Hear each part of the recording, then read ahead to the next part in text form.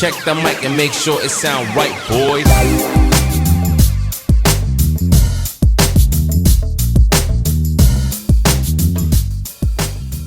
Hey, what's up, ladies and gentlemen? Welcome to the Let's Do This Together podcast. I'm your host, Arnold Telegaarda.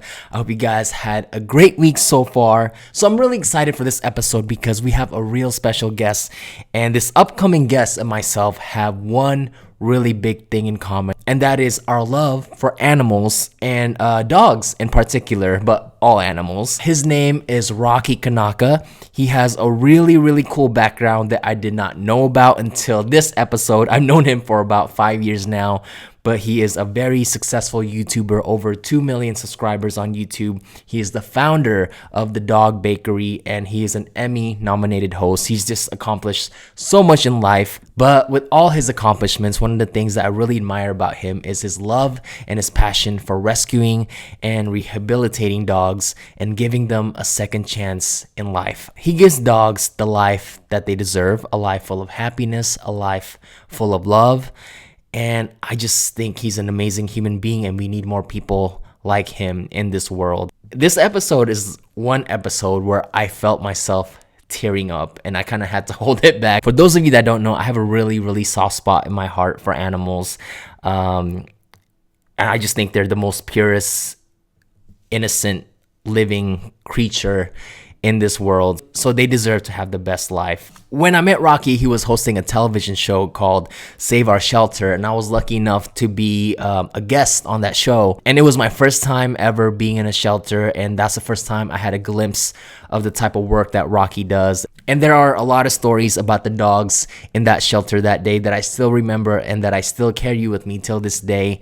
But yeah, this is a really cool conversation because he shines light on the importance of rescuing dogs and fostering dogs or just volunteering at a shelter. But before we get this episode started, don't forget to give us a 5-star review if you like what you hear, and also write down a review and let me know what I can do better. And we're also on YouTube at Let's Do This Together Podcast and Instagram as well at Let's Do This Together Podcast. So without further ado, ladies and gentlemen, I give you Rocky Kanaka. How are you, man? Good to see you. Good to see you. It's been a while. I love your background. Oh, thanks, man. I look like I just got out of the shower because I went for a run, so I look like a sweaty mess. No, you but look I good. swear, I'm clean. You look good, man. You look good.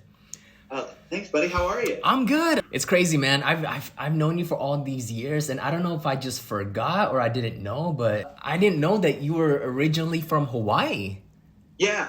No, I think a lot of people don't because I'm so white. Is your last name Hawaiian? Kanaka? Yeah, it is. Have we officially started the podcast, by the way? Yeah. Sorry, I'm just like roll. I don't like to do the formal introduction. I have a bone to pick with you. You know, I'm your second guest and snap. I'm your first guest. I was checking these things out. So Okay. Second bet, you know? Fair enough.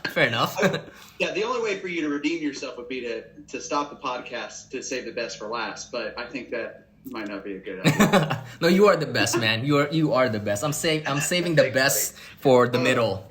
Yeah, but I'm from Hawaii, so Kanaka. It actually comes from. I'm very honored and lucky. I was given that to someone very important in the Hawaiian culture, Antinona Beamer, who has since passed, but. She helped bring hula back to the schools. Hula was not; it was outlawed by missionaries. Wow! Back in early times, and so she brought that back to schools, and she was such an icon in just Hawaii, and so she actually dedicated my name to me. So wow! Yeah, it's really neat. It's a real honor. Not a lot of people get that. Mm-hmm. And so my full name is actually Kanaka e Hana Ana no Ke Akua. Whoa! And it's very long. In Hawaii, long names that mean something that are passed down are actually it's a big deal. And so Kanaka is. It's really neat. She wrote everything out for me, and at the time I was a baby, so I didn't know how much I would cherish this when I was older. But right. At the very top, it's in quotations. It says Kanaka, and awesome. So So I go by Rocky Kanaka, and but it means so much more. Man, that is a cool story. I had no idea. That's really cool. Yeah. Well, I don't talk about it a lot, just because I don't really ever have the opportunity, right? Like, it's not True. On a YouTube video. I'm usually running around helping dogs, not talking about my full name. That's true. That's true. You know what's funny though? Like when I first saw your name, like a part of me was already kind of thinking that. I'm like, Kanaka. That's not like a typical American name. Like that sounds a little bit of Hawaiian, but I just didn't like really think too much of it. But to hear your story, your full story, that's awesome. It also, a lot of people that don't see me and go, wait a minute. what is that? They think it's Japanese because there's Kanaka in Japan. Yep. There's a Middle Eastern Kanaka too. I don't know if it's India or I don't know. Or so Asian and Middle East, I think, have Kanaka. Canada has some Kanaka heritage. Oh, wow. So there are different cultures that have Kanaka, but for me, it comes from Hawaii, and I come from Hawaii. That's awesome. And which part of Hawaii are you from? So Oahu. And that's where that's my favorite place. That's my favorite island. Yeah, I love it. But I also go visit a lot of the other islands too. Like I love Hawaii and I love Maui. I mean, who doesn't? All the islands are to be loved. Yeah, it's crazy, man. People always ask me, what's your favorite vacation spot? It's always Hawaii. My answer is always Hawaii. And I've been to Hawaii, I want to say about like maybe 12 times now. The first time I went, I was like about 12 years old. And cool. It was actually an interesting first impression because the first time we went to Hawaii, oddly enough, it was during Christmas. So I had a little tropical Hawaii, and it was during the year where Mike Tyson fought Holyfield. So I was 12 years old, and I remember vividly because I went scuba diving for the first time, and you had to be 12 years old to be able to go scuba diving, and I went on my 12th birthday. And that was fun, man, and really cool experience. But man, like I always tell people, like Hawaii ruined vacations for me because no disrespect to all the other places I've been to, but I haven't found a more amazing beach more than Hawaii. True. Well, and just for me, it's the beaches are awesome, no doubt. Mm-hmm. But I think what people don't always give credit to is the culture and the Hawaiian people and the kindness and how willing they are to extend their culture. You go to a lot of places and they're not as willing to extend their culture. Yeah. And so that's been good and to the peril of some of the Hawaiian culture. And I'm no expert to speak on this, of course, but yeah, it's really caused some setbacks. And the good thing is, I think a lot of people in Hawaii, Hawaiians and others are really have been working for now decades, but it's really starting to get some traction to say, hey, these lands are important. These areas are important. Yes. In Kauai, they're issuing tickets for you to be able to go hiking. So you can't not just everyone can show up and go hiking because it's just too many people. It just tears up the place and hurts the local people that have been living there for a while. So got off a little bit on a tangent, but I think it's important because the Hawaiian culture is so awesome. And it's as soon as you know how you know this, the beach is the ultimate destination. But as soon as you get off the plane, you can feel it. Like, not only that, yes, very true, but I swear to you, I'm not exaggerating. There are times when I'm still on the plane and I'm about to land and I look down and I see big turtles in the ocean already. Like, the water is that crystal blue. Like, I always tell people who haven't gone to Hawaii, I tell them, like, look, they're not exaggerating. Like, what they portray, how beautiful it is on television or like, whatever advertisements, it's that beautiful and maybe even more. It's crazy, man. Yeah, it's true. Like in the wintertime, when we're traveling there, I'm like in jeans and a jacket. By the time we land, I got my shoes kicked off, my slippers on, my shorts on, like I'm ready to go.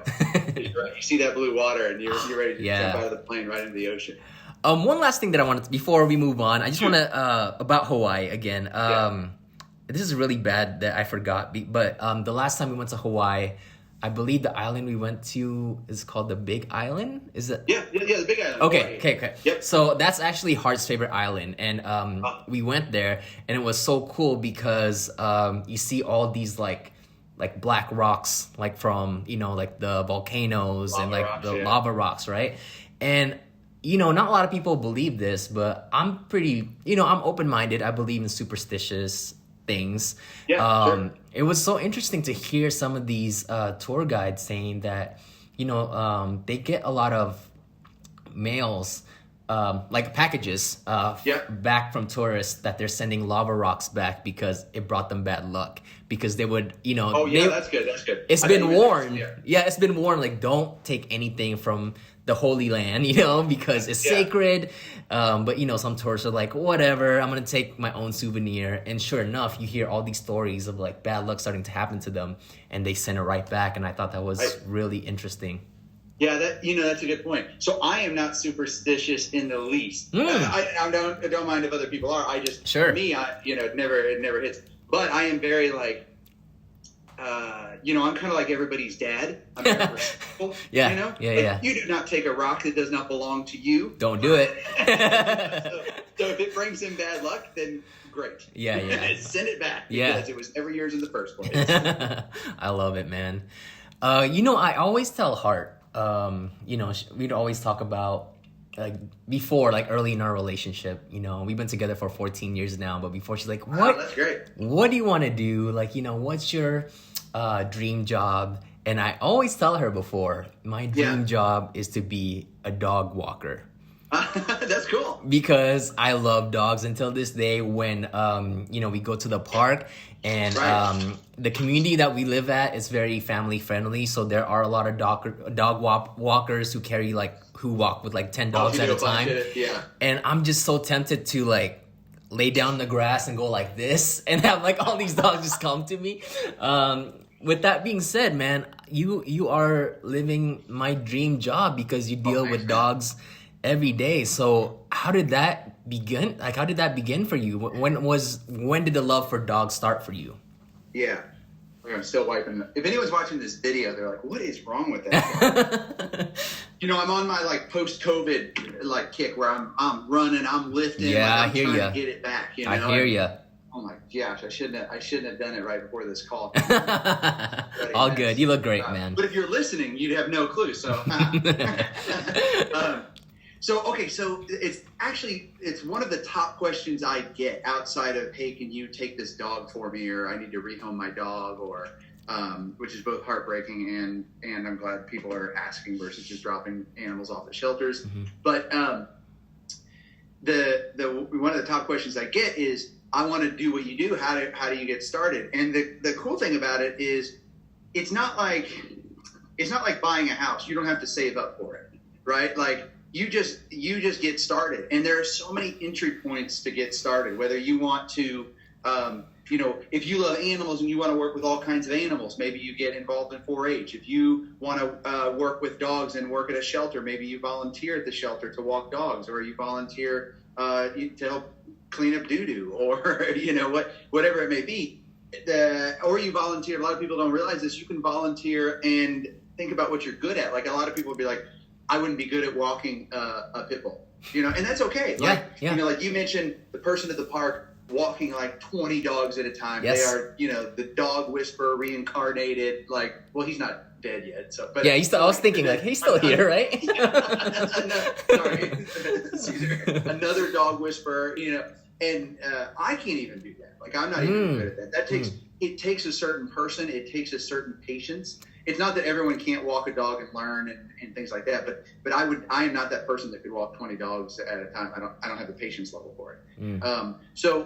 But there are a lot of other skills that I have with dogs, and that's rehabilitating dogs and really listening to dogs individually, one at a time, and helping them become the best dog that they can be. Taking hoarding situation case dogs, taking dogs that are blind, that have been abused, and really allowing them to get to a place where they're comfortable with who they are. They don't need to be the next Lassie. Not every dog is an A-type personality, just like not every person is, but they need to be okay with who they are and what they are, and happy. And so to be able to figure out what you want to do in that space and how you want to do it, you can just start. And if you want to volunteer but you can't walk dogs, what are you good at? Like, are you an accountant? Can you help the shelter with their accounting? Like, they need so many things. Are you a painter? can you paint the animals that are in the shelter to help get people's attention? Maybe sell that painting, and the profits are donated to the shelter. Like we are all good at different things. Are you good at fixing things? I have never been to a shelter where everything is repaired. They are always in need of helping to fix things because they can't always pay for a repairman to come out. So that's you don't have to go, I love dogs, I want to go cuddle with dogs. You go start somewhere, and that will just naturally happen. You will start to find dogs or cats that you like, that you get to be a part of. You get to start being at events. You learn how to foster or adopt. And that's another thing. You don't have to volunteer at a shelter. You can volunteer to foster. And a lot of people don't know how that works. We can talk about that too. But you can adopt. If you can't adopt, you can foster. If you can't, I would say if you can't adopt, you can foster. If you can't foster, you can volunteer. Yeah. And if you can't volunteer, share on social media. Like when you find dogs that you think need loving homes, share them with your friends. Hey, I know you're looking for a dog. Here's one. Yeah.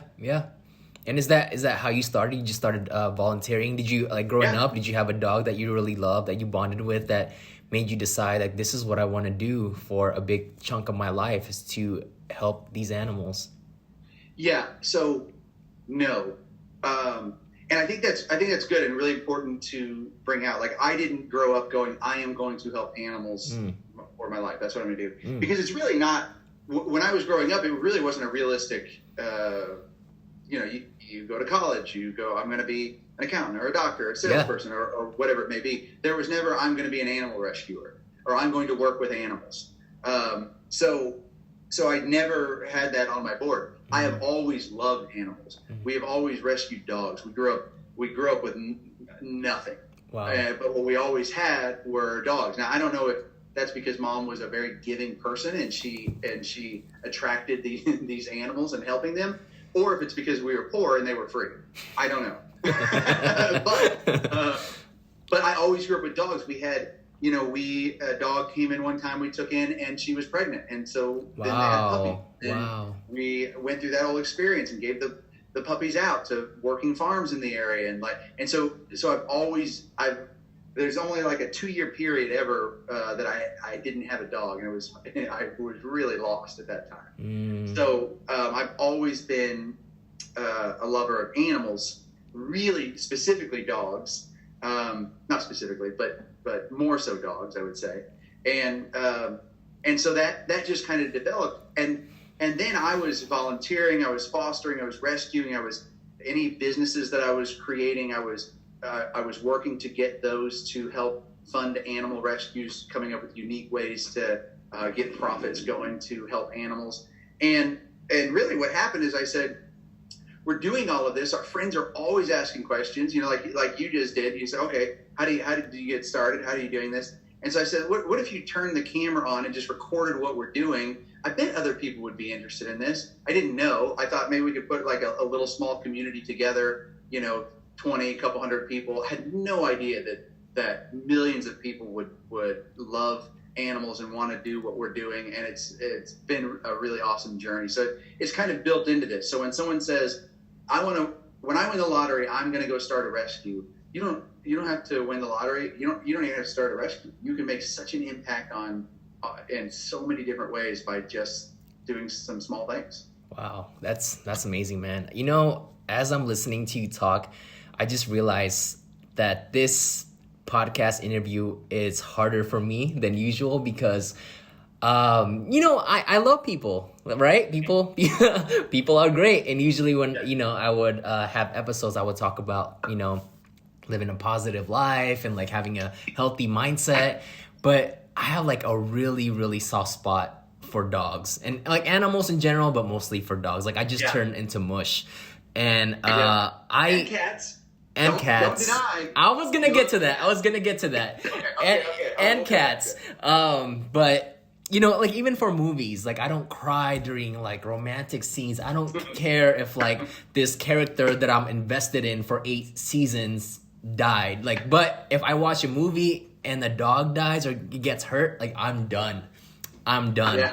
So hearing you talk about your love for dogs and how much you care for them, like as you're talking, I'm like, hold it in, because I think what you're doing is great, man, and it's cool because before I met you, you were hosting a bunch of stuff, right? I kind of did my little Google on you, and you're actually, if I'm not mistaken, an Emmy nominated host, right?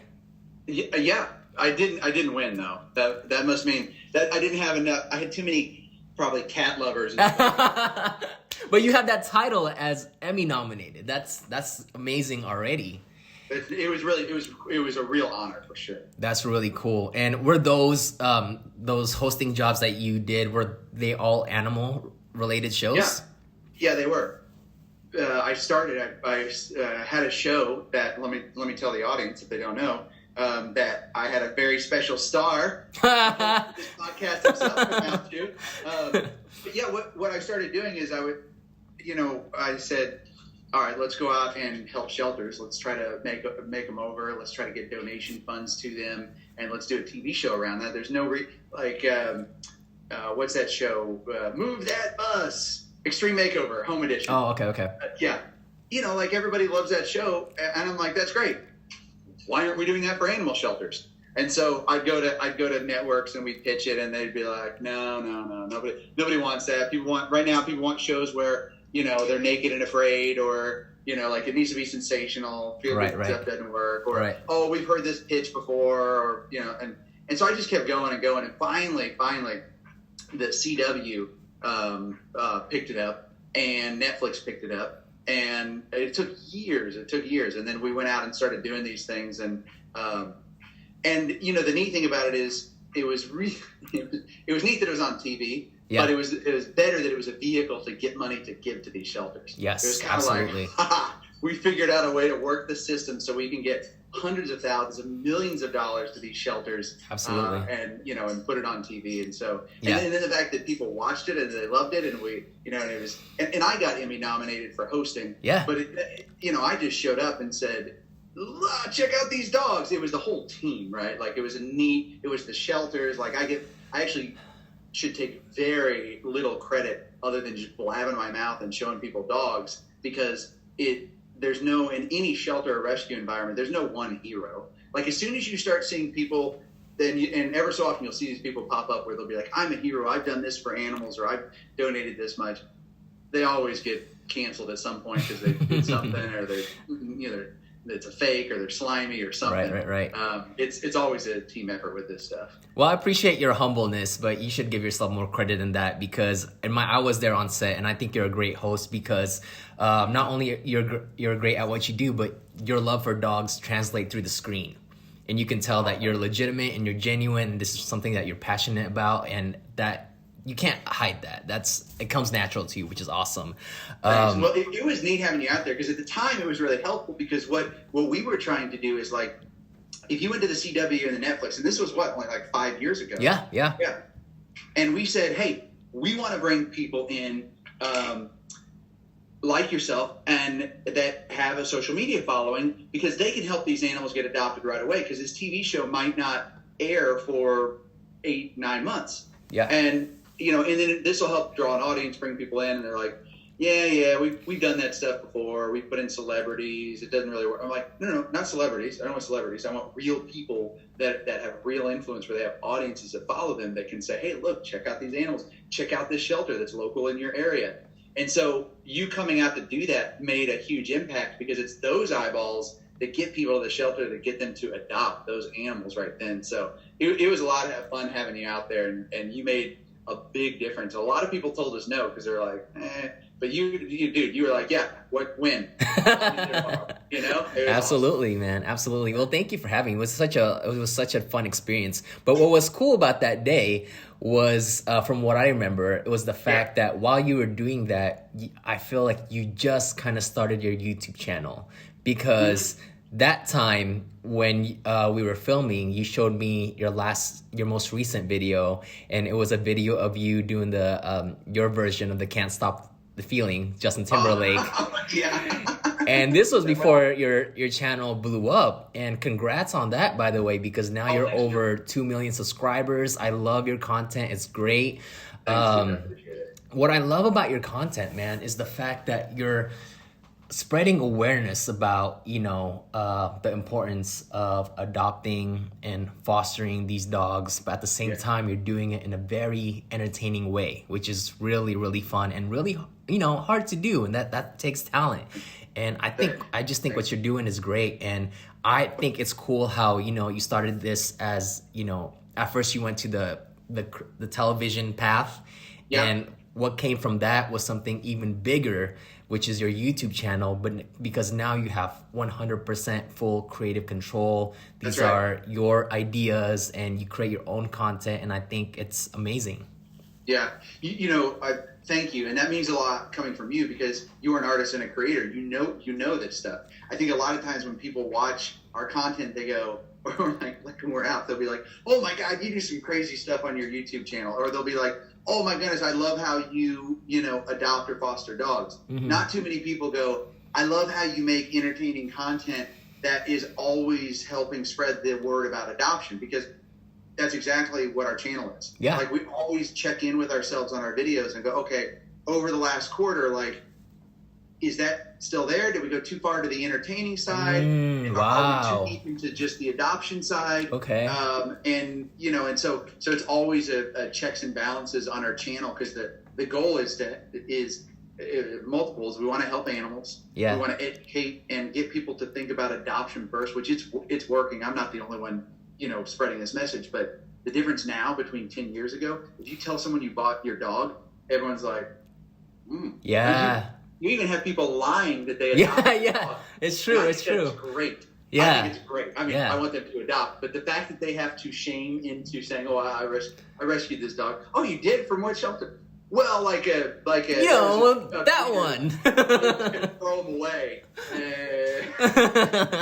So they only charged me like $2,000 instead of $3,000. That's too funny, man.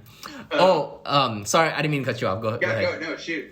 You brought up cats earlier, and I still remember that day when we were filming for your show. At that time, well, I think I still kind of do till this day, to be honest with you. But at that time, I already definitely at that time. Though, go for it. Oh man, I was cracking up because you're not the only guy like this. It's a very guy thing. Okay. So my whole life, I have a big cat phobia. And I think that came from my mom because she was scared of cats. And, I just feel like, I've seen a lot of cats that just move too fast. I don't know what they're thinking. I feel like they just snap out of nowhere and literally I'm not saying all cats. I'm saying the majority of cats give off the vibe as if I don't. You're not being racist towards cats. They give off the vibe where they say I don't need you. It's an honor for you to be in the same room as me right now. They carry themselves in very high pedestal. 99.9% of yes, cats. Yes. You're right. So but my wife, she loves cats, and I never.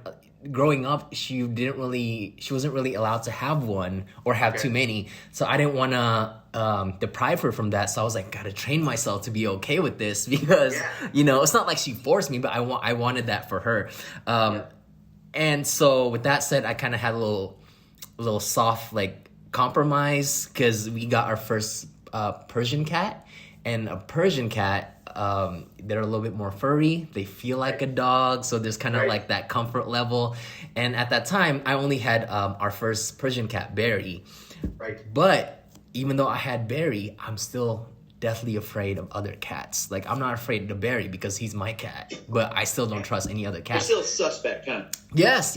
And I just remember that day when we were shooting, I told our friend Matt, who connected us together. I was like, Matt, I just don't want to do anything with cats. Please don't put me in any, make sure you tell Rocky that.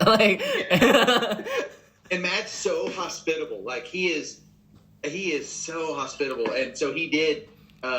He was like, okay, here's the thing. We really got to be careful. And so I remember being like, hey man, you want to just look at him from outside? And you're like, oh, but you did. Yeah. But that's the thing with cats.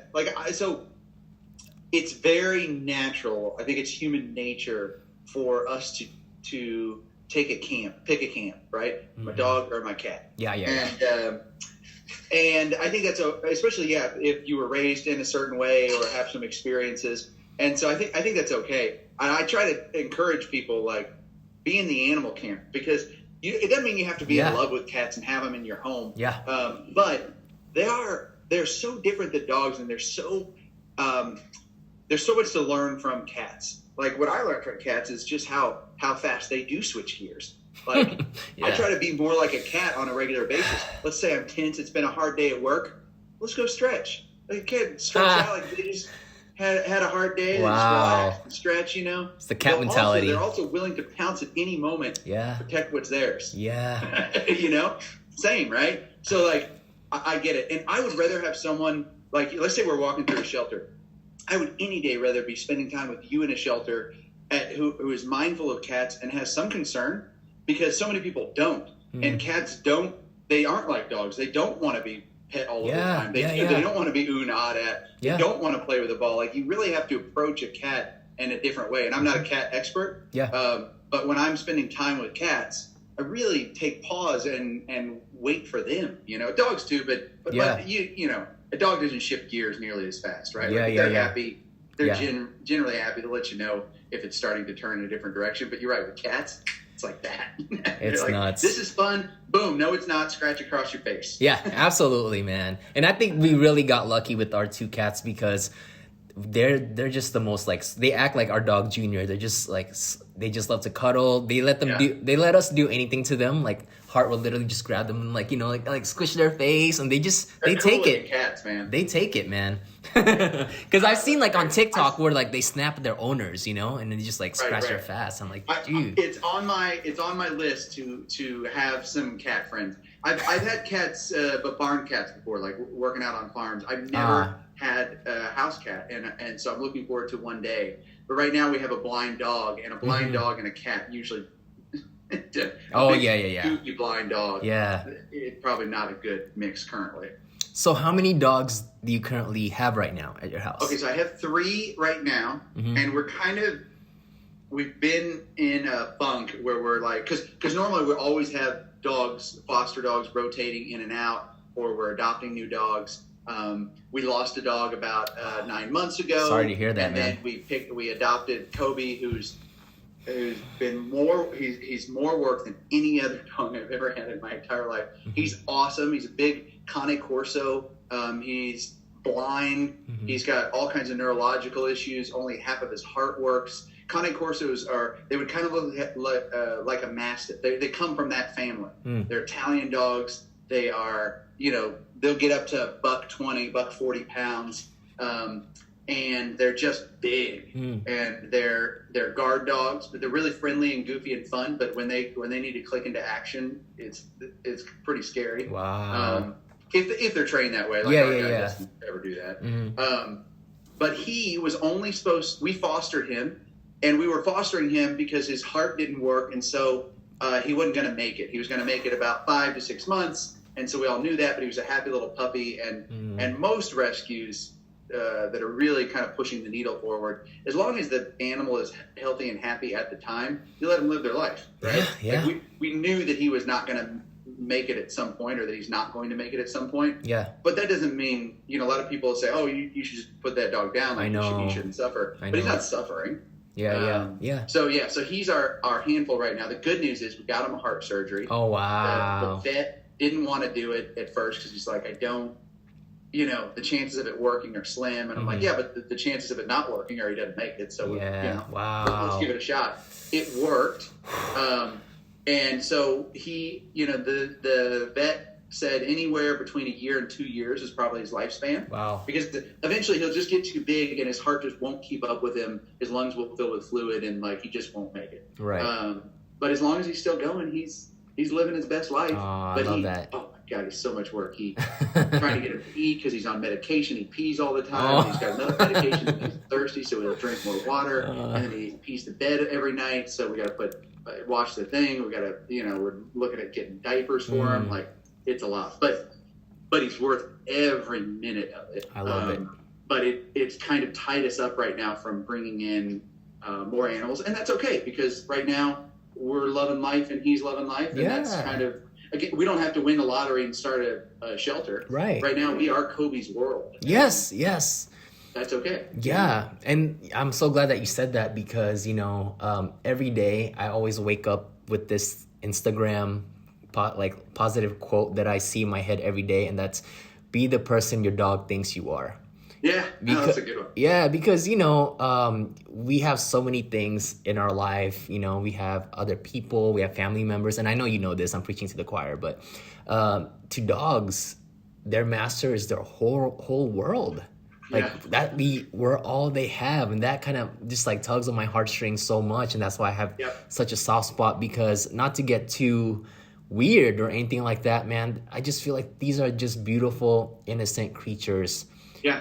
And in a sense they can't really defend for themselves, or like they can't really say what they can communicate, but it's up to us to make sure that they're living their best life that they deserve. Yeah, I think it's hard for people to say and articulate what you just said, because I get this comment a lot on my videos. People will be like, well, what about homeless people?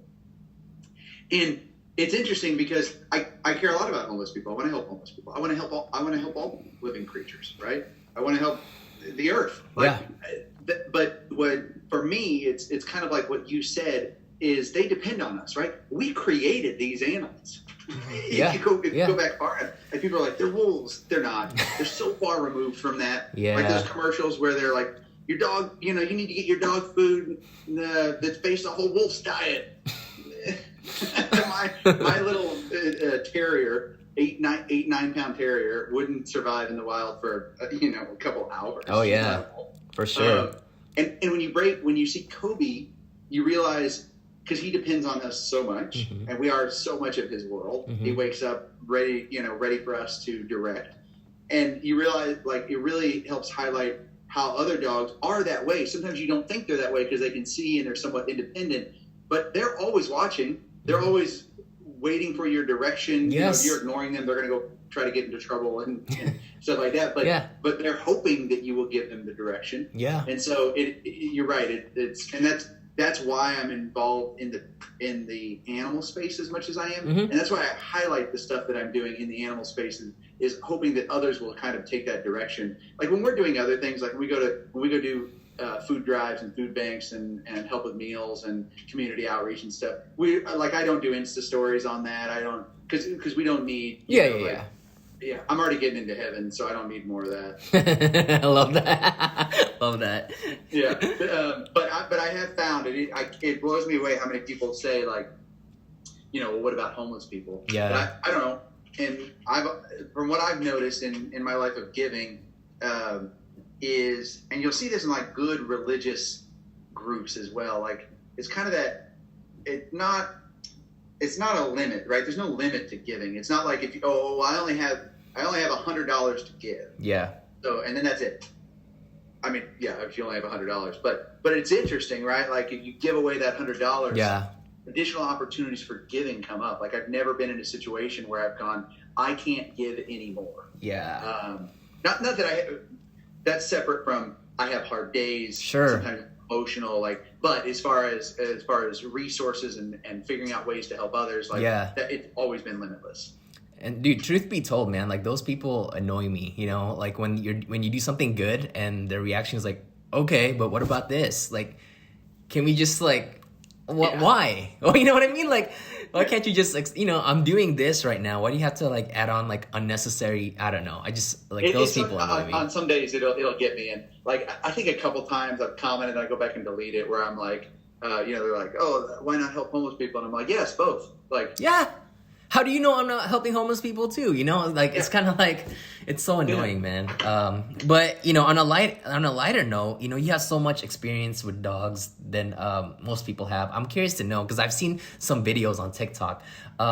What are some informations about dogs' behavior that most people don't know? What is putting their paw on your shoulder mean? Do you know things like that? Yeah, good question. Okay, so I am, how do I say this?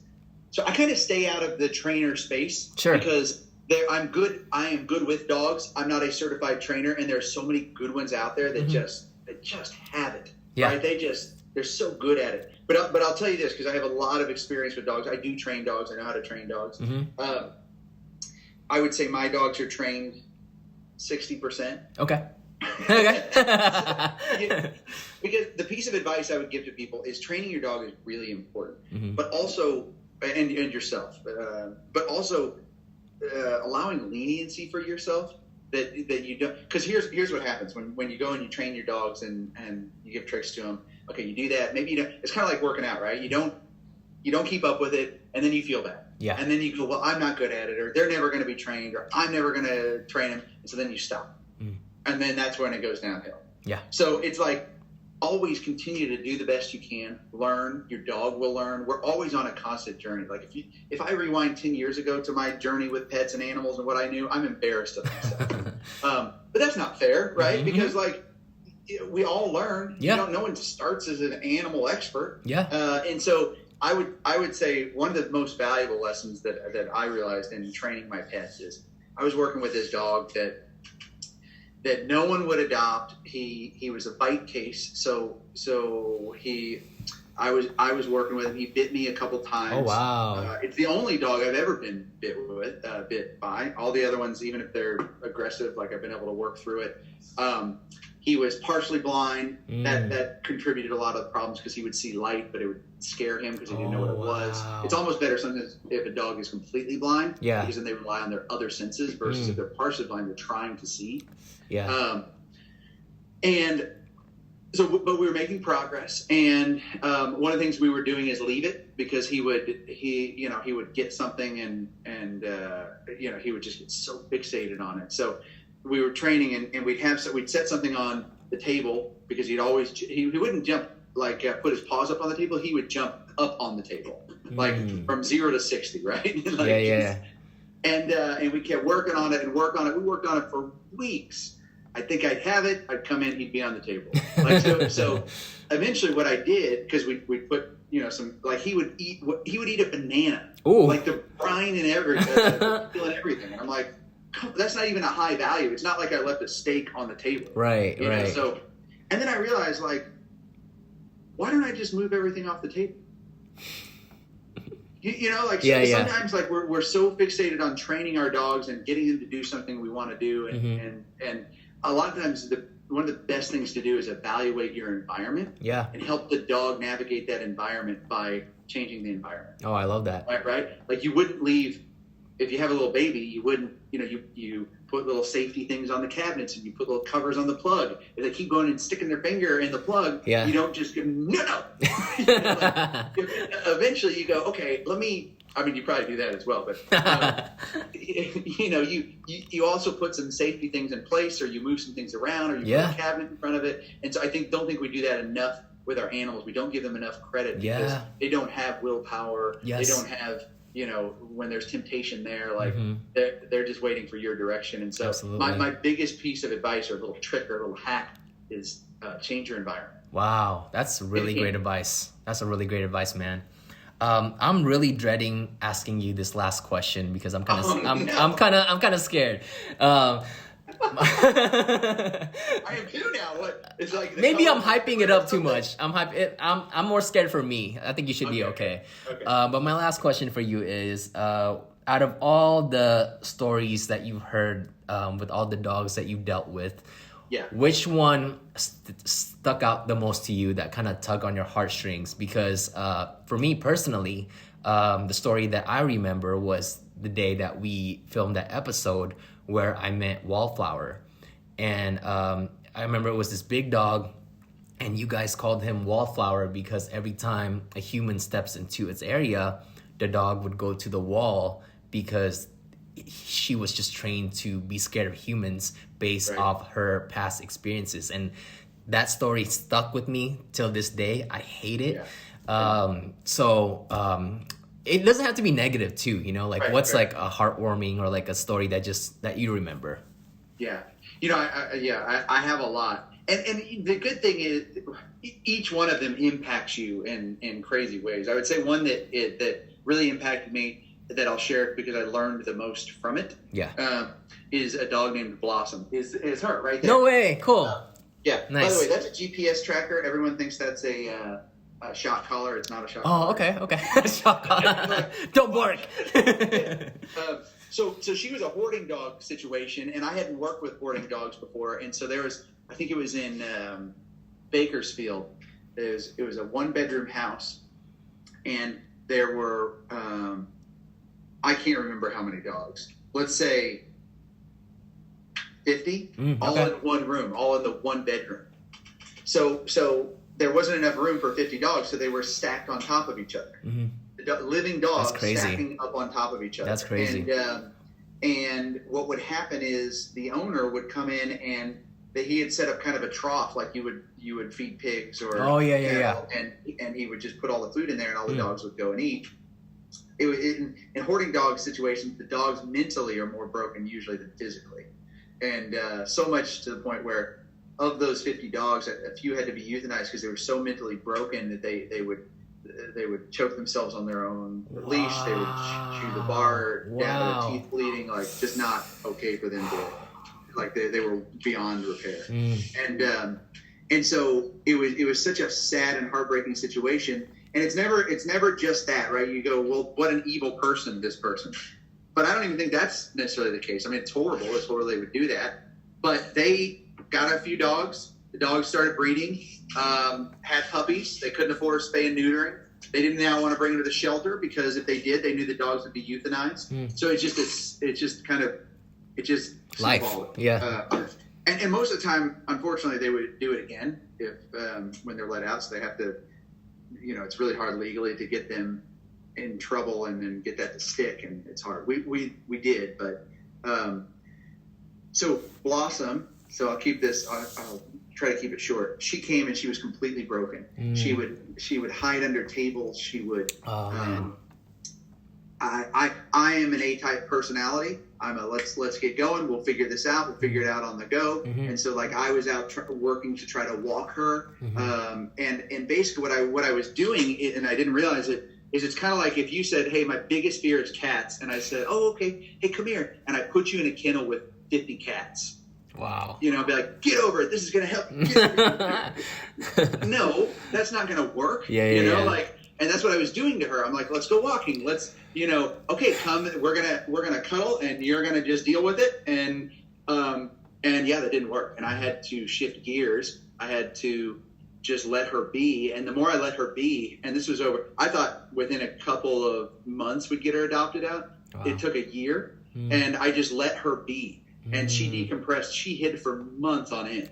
Yeah. And so like we did things where like she would hide under the table. Yeah. So, and we'd try to get her out from under the table. And so then we just switched and we just made her spot under the table. Like we put a bed and a tent and like we just made it her space. Yeah. And so eventually she came out of her shell. And to this day, like she is now traveling with her mom through airports. Like think about it. Most dogs couldn't travel through airports. It'd be too much for them. Yeah. She's fine. Wow. She has she's amazing. And that's growth. She's still not like an A-type personality dog. Sure. I mean, she's always going to look for someone else to be the leader, but there's nothing wrong with that. Yeah. And how far she's come from where she was. But I learned so much because it's really hard. Like when you can't almost force a dog to love you, you have to let them love you. Yeah. You really learn that that's really the way it is with all dogs. For sure.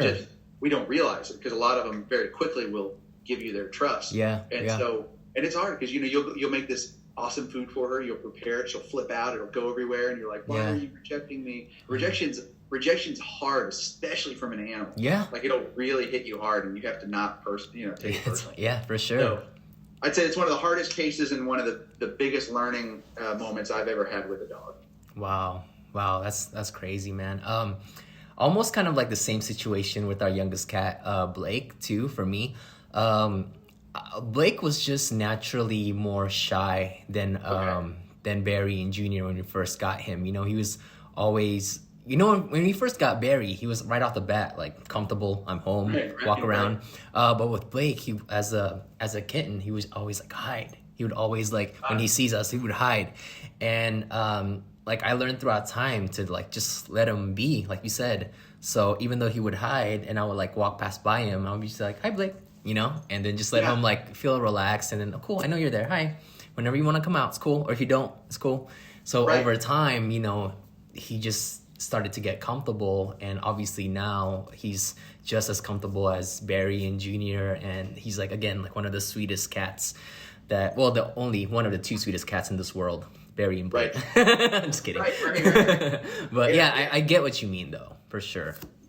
Yeah, it's interesting because I don't understand it because we're built that way to almost. Not everyone's built this way, but a lot of us are built that way to be like, I want to be your friend. What's up? Let's go hang out. Let's do this. Or, even if you're shy, you're still like, okay, do they like me? Like, what? Right. You're wondering these things.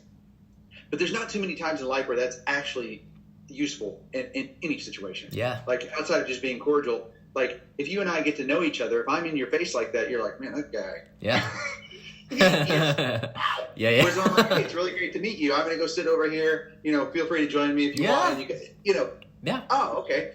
This is interesting. Let's get to know each other. Yeah. It's the same with animals. Yeah. And if you'll notice this with like if a dog goes up and they're very excited with another dog, this is what'll start fights at dog parks a lot, because that's not normal communication, right? Like, you're right. Most dogs will walk in packs. They'll walk beside each other. They'll get to know. They'll check out each other's space. Yeah. If they're greeting each other nose to nose, this is aggression.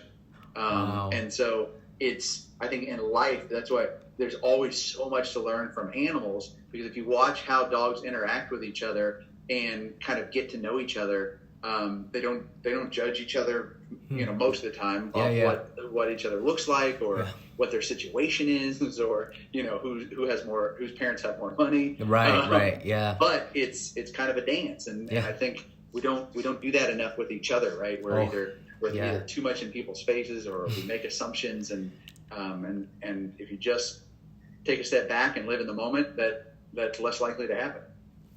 Dude, I feel like that's the perfect way to end it, man. That was a beautiful message, man. Rocky, I just want to thank you for allowing me to have this time. And it's always been a joy hanging out with you and talking with you. And I think what you're doing, it's so great. You're just out here doing God's work, man. Saving these animals. And I can't speak highly enough of you. I think you're great. And keep doing what you're doing. And again, congrats on all the success that you had in your career. You definitely deserve it. And, thanks, best of luck. We're just getting started. And I'll say this too, like, I'm so glad if people haven't subscribed to your podcast yet, they better do it right now, because there need to be more podcasts like yours in the world. There's so many, there are lots of good podcasts out there. Like, I love the crime ones, and I do too. But a lot of them are like, oh, this is bad in the world, and this is happening, and can you believe this? And there aren't enough positive podcasts. And so I love what you're doing, and it's such a great way to turn it on and listen to it and have some encouragement and feel good, and not just listen to trash. So I love what you're doing, man. Keep it up. I mean, it's an honor to be a part of it, and everybody better subscribe right now.